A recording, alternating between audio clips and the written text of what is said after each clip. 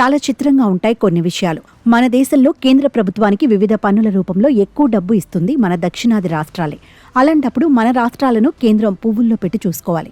కానీ రివర్స్లో మనకే విపరీతంగా వడ్డింపులుంటాయి. పెట్రోల్ విషయంలో ఇది మనం స్పష్టంగా చూడొచ్చు. మిగతా రాష్ట్రాల కంటే మన తెలుగు రాష్ట్రాల్లో పెట్రోల్ ధరలు విపరీతంగా ఎక్కువగా ఉంటున్నాయి. తెలంగాణలో లీటర్ పెట్రోల్ ₹107.46 ఉండగా ఏపీలో లీటర్ పెట్రోల్ ₹109.63 ఉంది. మరికొన్ని రాష్ట్రాల్లో ఎంత తక్కువగా ఉందో తెలిస్తే మన గుండె పగలడం ఖాయం.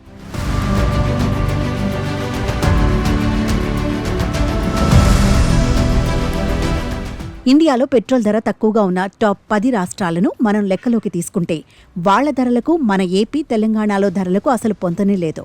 మన రాష్ట్రాల ప్రభుత్వాలు పెట్రోల్ ధరలు తగ్గించే పరిస్థితుల్లో లేవు. తగ్గిస్తామని హామీలు ఇచ్చినా నిలబెట్టుకోవట్లేదు. పోనీ కేంద్రం ఏమైనా తక్కువకు పెట్రోల్ ఇస్తోందా అంటే అదీ లేదు. అటు కేంద్రము తగ్గించక, ఇటు రాష్ట్ర ప్రభుత్వాలు తగ్గించక మన జేబులకు చిల్లులు కాదు, ఏకంగా జేబులే పోతున్నాయి. ఆ టాప్ 10 రాష్ట్రాలతో పోల్చితే మనం కొనే ప్రతి లీటర్ పెట్రోలుతో మనం దాదాపు ₹25 నష్టపోతున్నాం. ఇంతకంటే దారుణం ఉంటుందా? ఈ టాప్ 10 రాష్ట్రాలతో పాటు కేంద్రపాలిత ప్రాంతాలు ఉన్నాయి. వాటిలో పెట్రోల్ ధరలు తక్కువగా ఉండటానికి 2 కారణాలున్నాయి. పన్నులు తక్కువగా ఉండటం, అలాగే పెట్రోల్ రవాణా ఖర్చులు తక్కువగా ఉండటం. దాంతో ఆ రాష్ట్రాల ప్రజలు డబ్బును బాగా ఆదా చేసుకుంటున్నారు. మనతో పోల్చితే వాళ్లకు నెలకు చాలా ఆదా అవుతోంది. ఉదాహరణకు మనకు ఏపీ లేదా తెలంగాణలో ఒక బైక్ రైడర్ నెలకు 10 లీటర్ల పెట్రోల్ వాడుతూ ఉంటే అతను నెలకు 250 దాకా అదనంగా ఖర్చు పెడుతున్నట్లు అవుతోంది. అంటే అతను సంవత్సరానికి 3,000 నష్టపోతున్నట్లే. అన్యాయం కదా?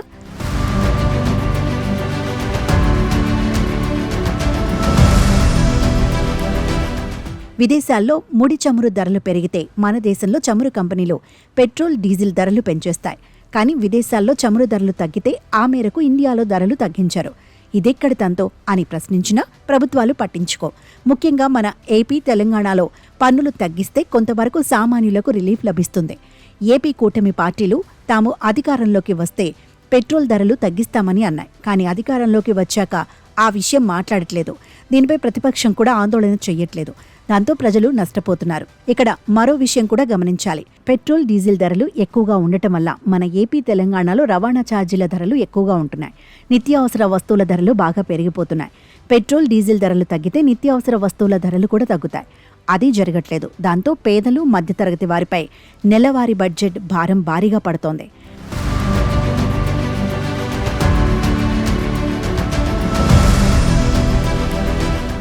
బెంగళూరు, హైదరాబాద్, ముంబై, విజయవాడ వంటి నగరాల్లో పెట్రోల్ ధరలు భగ్గుమంటున్నాయి. అదే సమయంలో అండమాన్, నికోబార్, పుదుచ్చేరి, త్రిపుర లాంటి రాష్ట్రాల్లో చాలా చవకగా పెట్రోల్ లభిస్తోంది. మనం ఆ ధరలను పరిశీలిస్తే అండమాన్ నికోబార్ ₹82.46, అరుణాచల్ ప్రదేశ్ ₹90.67, దమన్ డయ్యో ₹92.44, దాద్రా నగర్ హవేలీ ₹92.56, ఉత్తరాఖండ్ ₹93.51, హర్యానా ₹94.30, ఉత్తరప్రదేశ్ ₹94.58, ఢిల్లీ ₹94.66, గుజరాత్ ₹94.80. ఈ రేట్లు చూసినప్పుడు మీకేమనిపిస్తోంది? అన్యాయంగా మనం నష్టపోతున్నామే అనిపిస్తోందా? ఇదే అందరి సమస్య. ఇది సామాన్యులకు ఎంతో ఇబ్బందికరమైన అంశం. ప్రజల చేతిలో డబ్బు ఉండట్లేదు. 500 నోటికి సంచి నిండా కూరగాయలు కూడా రావట్లేదు.